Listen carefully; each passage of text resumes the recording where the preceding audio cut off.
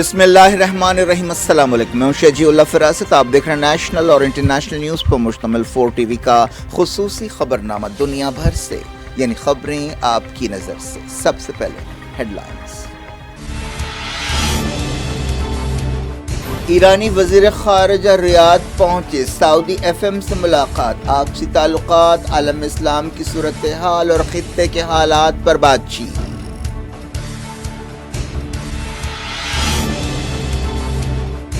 ایران سعودی فوجی عہدیداروں کی ماسکو میں بھی میٹنگ، خطے کی سیکیورٹی خود سنبھالنے کی تجویز، امریکہ کے لیے دھکا۔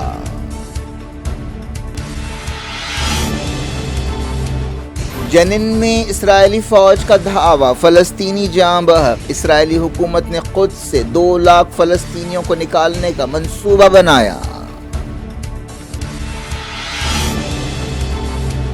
پاکستانی پنجاب کے ٹاؤن میں تناؤ، چرچوں پر حملوں کے سلسلے میں 150 گرفتار، امریکہ نے کی مذمت، توہین اسلام قانون پر تشویش۔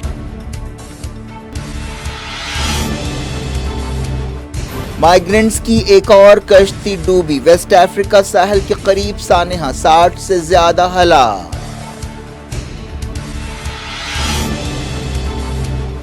چندرائن 3 کا کامیابی سے سفر جاری، وکرم لینڈر مین ماڈیول سے الگ ہو گیا، 23 اگست کو سافٹ لینڈنگ کا منصوبہ۔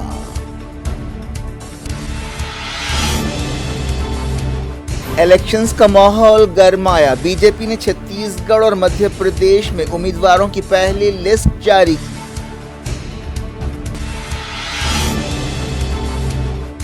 مانچسٹر سٹی نے پہلا U E F A super cup جیت لیا، پینالٹیز میں اسپین کے سویلا کو شکست۔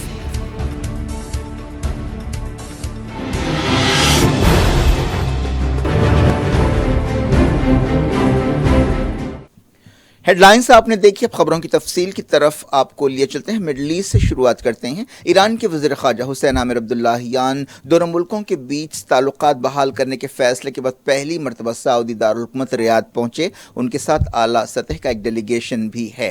ایرانی وزیر خارجہ نے سعودی وزیر خارجہ پرنس فیصل بن فرحان اور دوسرے عہدیداروں سے ملاقات کی۔ انہوں نے آپسی تعلقات، مسلم دنیا کے مسائل، علاقائی اور عالمی صورتحال پر بات چیت کی۔ ریاض میں ایران کے سفیر علی رضا عنایتی بھی ان کے ساتھ تھے۔ مارچ میں سعودی عرب اور ایران نے بیجنگ میں بات چیت کے بعد سفارتی تعلقات بحال کرنے کا اعلان کیا تھا۔ اس سمجھوتے میں چائنا نے اہم رول ادا کیا تھا۔ اس کے بعد جون میں ایران نے ریاض میں اپنا سفارت خانہ کھولا تھا۔ اس سے پہلے 2016 میں سیریا جنگ کے عروج کے دنوں میں سعودی عرب میں شیعہ عالم شیخ نمر کو سزائے موت دینے کے بعد دونوں ملکوں کے بیچ تعلقات خراب ہو گئے تھے۔ شیخ نمر کا سر قلم کیے جانے کے خلاف احتجاج کے دوران ایران میں سعودی سفارت خانے اور قونصلیٹ پر حملے کیے گئے تھے، جس کے بعد سعودی عرب نے سفارتی تعلقات ختم کر دیے تھے۔ سعودی عرب کے ساتھ دوسرے خلیجی ملکوں نے بھی ایران کے ساتھ سفارتی تعلقات ختم کیے تھے۔ ایران کے صدر ابراہیم رئیسی بھی سعودی عرب کا دورہ کرنے والے ہیں۔ شاہ سلمان نے انہیں دورے کی دعوت دی ہے، لیکن اب تک دورے کی تاریخ طے نہیں کی گئی ہے۔ ایران اور سعودی عرب کے فوجی عہدیداروں کی بھی میٹنگ ہوئی، جس میں فوجی تعاون پر بات چیت ہوئی۔ یہ لمبے عرصے کے بعد دونوں ملکوں کے فوجی عہدیداروں کے درمیان اس طرح کا پہلا رابطہ تھا۔ دونوں ملک فوجی تعاون بڑھانے پر غور کر رہے ہیں۔ ایران نے کہا ہے کہ خطے کے ملکوں کی سیکیورٹی کو خطے کے ملکوں کو ہی سنبھالنا چاہیے۔ اس سلسلے میں ایران نے ایک تجویز پیش کی ہے جو امریکہ کے لیے دھکا ہے۔ ایران چاہتا ہے کہ مڈل ایسٹ سے امریکہ کا اثر و رسوخ ختم ہو جائے۔ ایران کے سپریم لیڈر سید علی خامنائی نے کہا ہے کہ ایران کی ریولیوشنری گارڈز اور بسیج فورس کے خلاف دشمن سازشیں کر رہے ہیں۔ سپریم لیڈر نے ریولیوشنری گارڈز کے کمانڈر سے خطاب کرتے ہوئے یہ بات کہی۔ سعودی عرب اور ایران کے عہدیداروں کے بیچ ماسکو میں ملاقات ہوئی، جس میں انہوں نے ڈیفنس تعاون پر بات چیت کی۔ اس بات چیت میں سعودی ڈیلیگیشن کی قیادت طلال العتیبی نے کی۔ اسرائیلی فوج نے جنین میں دھاوا کرتے ہوئے ایک فلسطینی نوجوان کو ہلاک کر دیا۔ فلسطین کی وزارت صحت نے جاں بحق فلسطینی کی پہچان 32 سالہ مصطفیٰ القستونی کی حیثیت سے کی ہے۔ اسرائیلی فوج نے انہیں سر، سینے اور پیٹ میں گولی ماری۔ جنین میں فلسطینیوں اور اسرائیلی فورسز کے درمیان جھڑپیں ہوئیں۔ مقامی سورسز نے بتایا کہ اسرائیلی سپاہیوں نے اس فلسطینی نوجوان کا گھر گرا دیا اور دھاوے کے دوران 2 اور فلسطینیوں کو گرفتار کر لیا۔ بعض رپورٹس میں کہا گیا کہ جاں بحق فلسطینی کا تعلق الاقصی الاقصی شہیدی بریگیڈ سے ہے۔ غزہ سے کام کرنے والی حماس نے جنین میں مزاحمت کاروں کی جدوجہد کی تعریف کی اور کہا کہ جنین ہمیشہ قابض طاقتوں کے خلاف مزاحمت کا مرکز بنا رہے گا۔ ایک رپورٹ میں کہا گیا کہ اسرائیلی حکومت نے یروشلم یا قدس سے 2 لاکھ فلسطینیوں کو نکالنے اور 3 لاکھ یہودیوں کو بسانے کا ایک منصوبہ تیار کیا ہے۔ فلسطین انفارمیشن سینٹر نے اسرائیلی عہدیداروں کے حوالے سے یہ بات بتائی۔ Jerusalem Centre for Social and Economic Rights کے زیاد الحمودی نے کہا کہ قدس کو یہودی رنگ دینے کے بہت بڑے منصوبے پر کام کیا جا رہا ہے۔ اسرائیلی جیلوں میں قید فلسطینی قیدیوں کے لیے کام کرنے والی ایک تنظیم نے کہا ہے کہ نیگیو میں اسرائیل کی جیل میں قیدیوں کو ٹارچر کیا گیا۔ اس ٹارچر کے خلاف فلسطینی قیدیوں نے بھوک ہڑتال شروع کی۔ فلسطین انفارمیشن سینٹر نے یہ بات بتائی۔ افغانستان کے طالبان حکمرانوں اور پاکستان کے درمیان تعلقات میں تلخیاں بڑھتی جا رہی ہیں۔ حالانکہ طالبان پاکستان کی خفیہ ایجنسی ISI کی ہی پیداوار ہے۔ اسلام آباد میں پاکستان کے قبائلی علاقے میں جو افغان سرحد کے قریب ہے، حالیہ حملوں کے لیے کابل کو ذمہ دار ٹھہرایا گیا ہے۔ ایسا ایک حملہ جولائی میں باجوڑ ضلع میں کیا گیا تھا جس میں 54 لوگ ہلاک ہوئے تھے۔ اس حملے کی ذمہ داری داعش خراسان یا ISIS-K نے قبول کی تھی۔ پاکستانی عہدیداروں نے بتایا کہ افغانستان کے طالبان حکمراں داعش خراسان کے دہشت گرد حملوں کو کنٹرول نہیں کر پا رہے ہیں اور انہیں سرحد پار کرنے سے نہیں روک رہے ہیں۔ سابق وزیر خارجہ بلاول بھٹو نے باجوڑ حملے کے وقت کہا تھا کہ ہم اپنی حفاظت کے لیے عالمی قانون کے مطابق کام کریں گے۔ پاکستان کے army chief general Syed Asim Munir نے بھی ان حملوں کے لیے افغانستان کی طالبان حکومت پر تنقید کی اور کہا کہ یہ حملے علاقائی امن و استحکام کے لیے نقصان دہ ہیں۔ اس دوران دونوں ملکوں کے عہدیدار باجوڑ حملے کے بعد صورتحال سے نمٹنے کے لیے بات چیت کر رہے ہیں۔ پاکستان کے پنجاب صوبے میں جڑنوالا کے مقام پر تناؤ بنا ہوا ہے، جہاں ایک دن پہلے قرآن مجید کی بے حرمتی کے واقعے کے بعد چرچوں اور عیسائیوں پر حملے کیے گئے تھے۔ گڑبڑ کے سلسلے میں تقریباً 150 لوگوں کو گرفتار کیا گیا ہے۔ پورے ضلع میں 144 سیکشن لگا دیا گیا ہے۔ علاقے میں 6000 سے زیادہ سیکیورٹی جوانوں کو تعینات کیا گیا ہے۔ پنجاب کے انسپکٹر جنرل آف پولیس عثمان انور نے یہ بات بتائی۔ اس واقعے کے دوران کئی عیسائی عبادت گاہوں اور عیسائیوں کے گھروں کو نشانہ بنایا گیا۔ ایک عیسائی بھائی بہن پر قرآن مجید کی بے حرمتی اور شان رسالت میں گستاخی کا الزام لگایا گیا۔ ہجوم نے عیسائیوں کی بستی عیسیٰ نگری کو گھیر لیا، جس کے بعد رینجرز کو بلا لیا گیا۔ جملہ 5 چرچوں کو آگ لگائی گئی۔ پاکستان کے کارگزار وزیر اعظم انوار الحق کاکڑ نے تشدد کی مذمت کی اور کہا کہ حملے کے ذمہ داروں کے خلاف سخت کارروائی کی جائے گی۔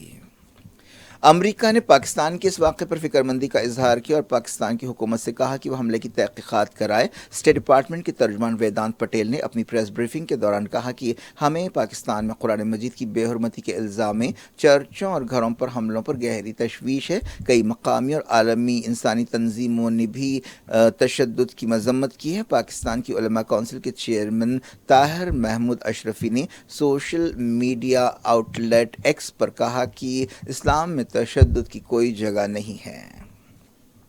ایمنسٹی انٹرنیشنل کے ریسرچر ساؤتھ ایشیا رحاب محمود نے کہا کہ عیسائیوں کی حفاظت کرنی چاہیے۔ پاکستان کے قومی انسانی حقوق کمیشن کی چیئرپرسن رابعہ جاویری نے کہا کہ یہ ایک اکیلا واقعہ نہیں ہے۔ وقفے سے مسلسل اقلیتوں اور کمزور گروپوں کے خلاف اس طرح کے حملے ہو رہے ہیں۔ پاکستان میں توہین اسلام قانون ایک حساس معاملہ ہے۔ کئی عالمی اور مقامی انسانی حقوق تنظیموں نے کہا ہے کہ شخصی دشمنیاں نکالنے کے لیے اس قانون کا غلط استعمال ہوتا ہے اور پاکستان کی مائنورٹیز کو یہ مار جھیلنی پڑتی ہے۔ ایک رپورٹ کے مطابق پاکستان میں توہین اسلام کے کیسوں میں اضافہ ہو رہا ہے۔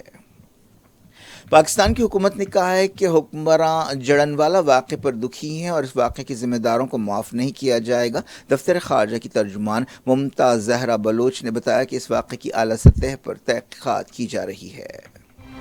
امریکہ کے ایک اعلیٰ فوجی جنرل نے کہا ہے کہ داعش ISIS عراق میں اپنا اثر کھو رہی ہے۔ میجر جنرل میتھیو میک فرلین نے کہا کہ داعش ISIS کے بچے کچھ ایلیمنٹس کئی علاقوں میں ابھی سرگرم ہیں، لیکن امریکہ کی قیادت والے اتحاد کو ان سے کوئی خطرہ نہیں ہے۔ امریکہ کی فوج سیریا میں ISIS سے لڑائی کے نام پر بعض علاقوں میں تعینات ہیں اور کرد فورسز کے ساتھ مل کر کام کر رہی ہیں۔ حال ہی میں کہا گیا تھا کہ عراق اور سیریا میں اب بھی 5 سے 7 ہزار IS ملیٹنٹ سرگرم ہیں۔ مائیگرنٹس کی ایک اور کشتی ڈوب گئی جس سے 60 سے زیادہ لوگوں کے ہلاک ہونے کا ڈر ہے۔ یہ حادثہ ویسٹ افریقہ کے ساحل کے قریب پیش آیا، مرنے والوں میں بچے بھی شامل ہیں۔ حادثے کے بعد 38 لوگوں کو بچایا گیا۔ کیپ ورڈے جزیرے کے عہدیداروں نے اس طرح کے واقعات کو روکنے کے لیے عالمی ایکشن پر زور دیا ہے۔ عام طور پر مڈل ایسٹ، افریقہ، افغانستان، پاکستان جیسے ملکوں کے لوگ اچھے مستقبل کا خواب لے کر یورپ جانے کی کوشش کرتے ہیں اور اس کے لیے خطرناک سفر کرتے ہیں۔ اس کوشش میں کئی لوگ انسانی اسمگلرز کے ہتھے چڑھ جاتے ہیں اور انتہائی غیر انسانی حالات میں انہیں یورپ پہنچانے کی کوشش کی جاتی ہے، جس کے دوران ناخوشگوار واقعات بھی پیش آتے ہیں۔ چندریان 3 کا سفر کامیابی سے جاری ہے۔ مون مشن چندریان 3 کے وکرم لینڈر نے کامیابی سے خود کو مین ماڈیول سے الگ کر لیا ہے۔ اب 23 اگست کو چندریان 3 چاند کی سطح پر سافٹ لینڈنگ کرے گا۔ اس کے ذریعے انڈیا ایک سیلیکٹ ملکوں کے کلب میں شامل ہو جائے گا۔ اس سے پہلے چندریان 2 مشن لینڈنگ کے دوران 2019 میں ناکام ہو گیا تھا، لیکن اس کے باوجود اسرو نے ہمت نہیں ہاری اور پھر سے یہ مشن شروع کیا اور یہ مشن اب کامیابی سے جاری ہے۔ اب چندریان 3 چاند کے بالکل قریب پہنچ گیا ہے۔ اسرو کے سابق چیئرمین کے سیون نے کہا کہ ہمیں بہت خوشی ہے کہ اب تک سب کچھ ٹھیک رہا ہے۔ یہ اسرو کے لیے ایک سنگ میل ہے۔ چندریان 3 14 جولائی کو لانچ کیا گیا تھا۔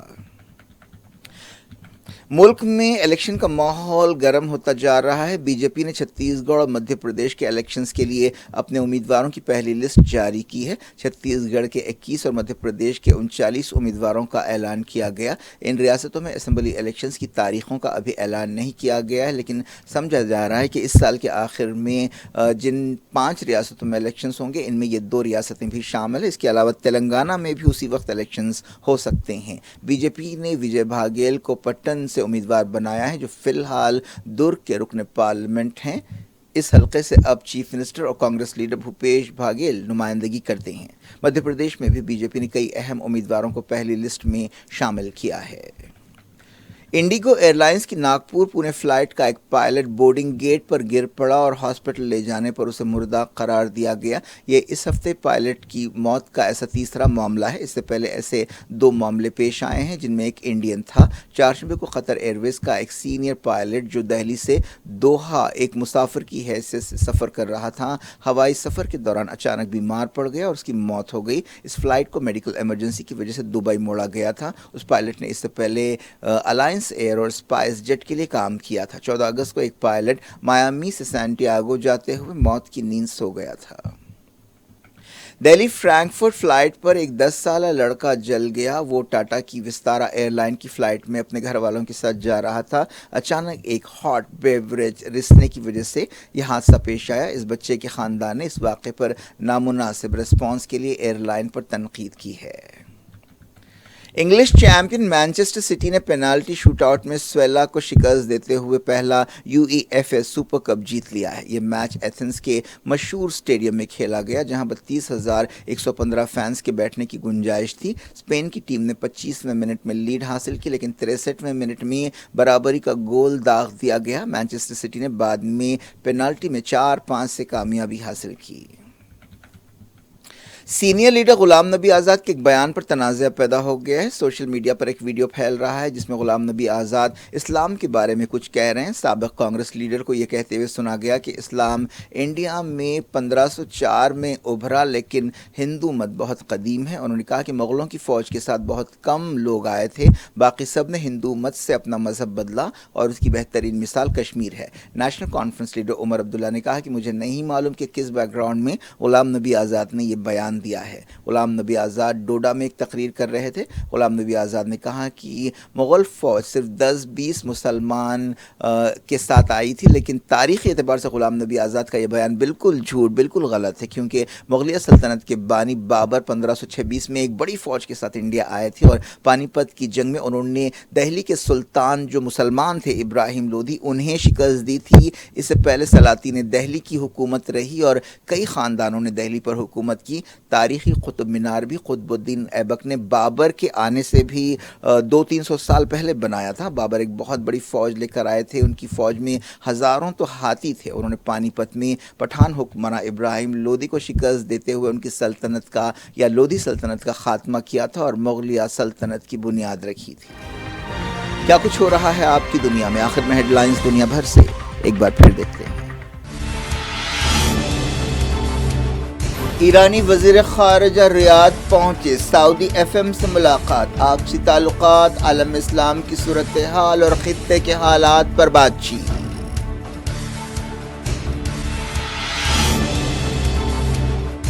ایران سعودی فوجی عہدیداروں کی ماسکو میں بھی میٹنگ، خطے کی سیکیورٹی خود سنبھالنے کی تجویز، امریکہ کے لیے دھکا۔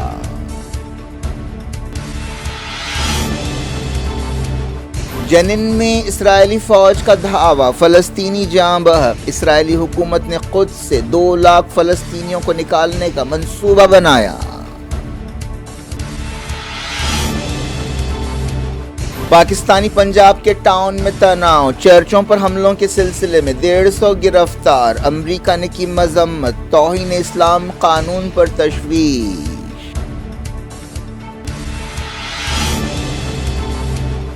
مائیگرنٹس کی ایک اور کشتی ڈوبی، ویسٹ افریقہ ساحل کے قریب سانحہ، 60 سے زیادہ ہلاک۔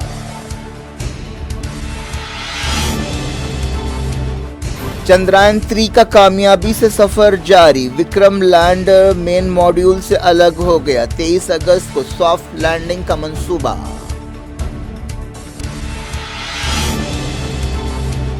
الیکشنز کا ماحول گرمایا، بی جے پی نے چھتیس گڑھ اور مدھیہ پردیش میں امیدواروں کی پہلی لسٹ جاری کی۔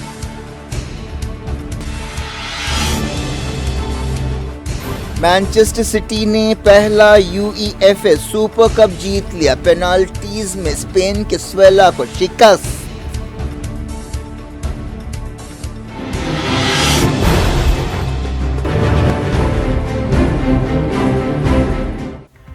یہ تھی آج کی خبریں، شیڈول افراست کو دیں اجازت اور اپنا بے حد خیال رکھیں۔ اللہ حافظ۔